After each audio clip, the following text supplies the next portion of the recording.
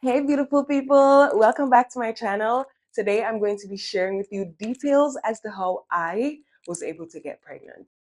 Someone commented in my last video and they were just like, oh please, we all know how a baby is made.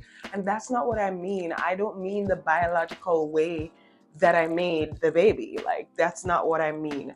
I actually am gonna share a strategy with you that could help you to get pregnant the first time you try. I can vouch for this because I've recommended this to other people and it has worked for them like the first time. I must say also, I'm not a fertility specialist. I'm just going to be talking about what worked for me and what could possibly work for you. So take this with a grain of salt, and of course you can do your own research because I'm not a doctor, okay? First, I'm going to tell you about the things that I did in order to prepare myself for pregnancy, and then I'm going to be sharing one thing that I feel like could change literally every woman's pregnancy game. And it's something that almost every woman is getting wrong who isn't getting pregnant right now. I mean, of course, I know there are women who struggle with infertility, and my intention is not to make anyone feel bad from watching this video. So please don't take anything personally and just enjoy this video. If there's anything that you did in order to help on your pregnancy journey, leave those in the comments down below. And if you have any questions, of course, you can leave those in the comments as well. Everything I talk about here is going to be linked in my description box down below. So first things first, supplementation. There are a lot of things that can increase your egg quality and make it more likely for you to get pregnant. Supplements are one of those things. The supplements that I took were CoQ10, so that's coenzyme Q10, vitamin D3. I took prenatals before I even got pregnant. But those are vitamins that doctors do tend to recommend when it comes to creating the best possible chances of like a healthy egg. Another thing that I did from a natural standpoint is to drink red raspberry leaf tea.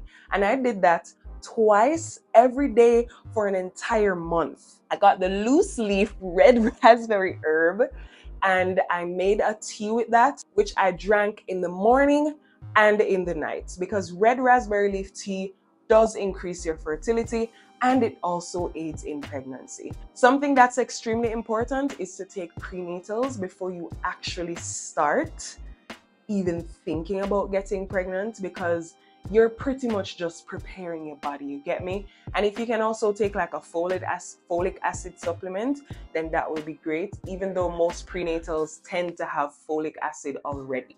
So the biggest thing that helped me was tracking my ovulation. I tracked my ovulation, and the first time I did this, I got pregnant. And I watched a lot of other YouTube videos that attested to the same thing. And I recommended this to another one of my friends, and she got pregnant the first time she tried this as well. So trust me, like, this is the holy grail. This is making women all over the world get pregnant. Because the thing about it is, you might think that your ovulation day is on this day, when actually it's way before that or way after that. So you're shooting blanks, like you're there going and going and going and nothing is connecting, and nothing is connecting because there's nothing for it to connect with. Every woman's body is different. So I might ovulate on a specific day and you ovulate on a totally different day. And most women are here judging their own bodies based on what this entire scientific body says that probably just did this test millennia ago on one small subset of women. Testing your ovulation gives you the ability and the opportunity to know your body more.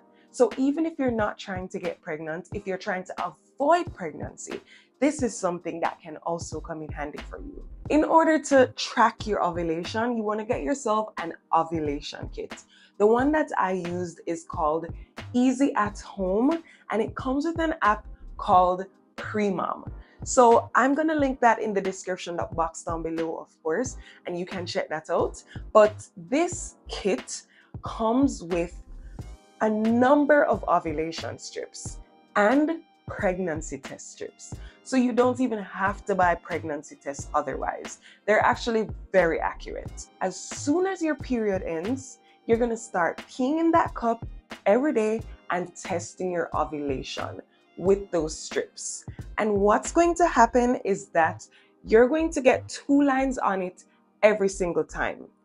Whenever one of the lines is darker than the other, that's when you know that you're peaking. The greatest thing is that the Easy at Home kit comes with an app called Premom. And this Premom app actually reads the test strips for you. So when you dip it in the pee, you're gonna let it stay for a certain amount of time and you're gonna see the reading come up. As soon as the reading comes up, you're gonna hold it up to a nice well-lit background and you're going to use the Premom app on your phone to scan it. That app is gonna tell you the level that your luteinizing hormone is at, and that would be stored in the app. So that way you'll have a record. But being the nerd I am, I went ahead and I pasted mine inside a book, and then I wrote the number beside it, and I wrote whether it was low or high. The app will tell you if it's low or high. Another thing I did was to write down the time that I actually did all of this. And I also wrote down the date and I wrote down the day of my cycle. So I started testing on cycle day 6. You pretty much just do that every single day. Do that every single day, and one day you're going to find that your number is like 1 point something. So your numbers are gonna go up gradually. This was mine. It was 0.48, 0.64, 0.66, 0.38, 0.45, 0.66, 0.62, 0.87, then all the way to 1.26, 1.2, then 0.4, 0.5, 0.6, 0.4, and then 0.4 again. And that's before I got my positive. So I actually had my LH surge on day 14 of my cycle. That was a week or a little bit more than a week after my period ended. You're gonna find that your numbers gradually go up until eventually you get the highest possible number. So that's usually 1 point something. And once you get that number, that is your indication to do the baby dance. So baby dance is, that's the biological part that we're talking about, okay? So once you get to that surge, you want to baby dance as much as possible. So if you find out in the morning and you can do it in the morning, do it in the morning, do it in the night, do it the day after, and probably the evening after that too. Because the more chances you baby dance or the more chances you take or the more targets you shoot is the greater your likelihood of actually catching the goal and getting what you want. After that, you want to still keep on testing to make sure that your LH level goes down. LH stands for luteinizing hormone, and that has a lot to do with fertility. You can Google that some more because, like I said, I'm not a fertility specialist. I'm just talking about what worked for me and what I learned from the app and this entire experience. Sometimes you can have 2 LH surges, and that's the reason why they recommend that you keep on testing. So if you happen to have 2 LH surges, then you'll also baby dance during the second LH surge. But usually it's gonna just go down, and once it goes down, this is where it's after your ovulation. So that's where the term DPO comes in. So like days past ovulation. Okay, so I found out I was pregnant on the 29th of February. So that's 12 days past ovulation. So I had a slightly faint line. It wasn't very faint. It was very obvious, but it still wasn't all that dark. And if you want to see me talk about my pregnancy experience and when I found out I was pregnant, you can watch this video right here. So that was 12 DPO. And you can usually start testing like 9 DPO. I know people who actually got positive tests 6 days past ovulation. So it's really up to you. Like I would say give yourself at least a week. And sometimes you can also just check to see if you're starting to feel any symptoms. My symptoms were lower belly cramps, back pain, extreme tiredness, and very large breasts. Okay, check to see if you start to feel any of those things, then you can test, but you can always test before that. And if you happen to get a negative, test again in a couple of days.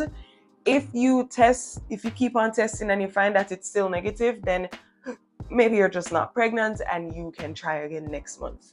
But I waited again until 20 days past ovulation and I did another test. And this test was a dye stealer. I think that's what they call it. So a dye stealer is pretty much when your control line, or your test line, I should say, comes up darker than your control line. And this was darker. To this day, it's still darker. It's still darker. And honestly, this was a very fun experience for me doing this. It felt like scrapbooking and it felt like setting intentions for what I want. I'm not even surprised that I got what I wanted. And I'm not saying that you have to do this in order to get pregnant. You can always just do the tests and just record them in the app, and that will suffice. You don't have to do all of this book stuff, but I'm a nerd, I'm a bookworm, so I did it, and I want to have this as a keepsake that I could be able to, show you guys and just be like, hey, because I knew I was going to do a video like this, given that everything worked out the way I wanted it to. My biggest advice for this entire journey is to have fun and to not make it too overwhelming for yourself. If it doesn't work this month, then you can try again next month. If it doesn't work next month, then you can try again the following month. I know it can be frustrating after quite some time, but just understand also that every baby comes into this world when they're ready. I think nothing comes before its time. Babies choose when they're ready to come into this world.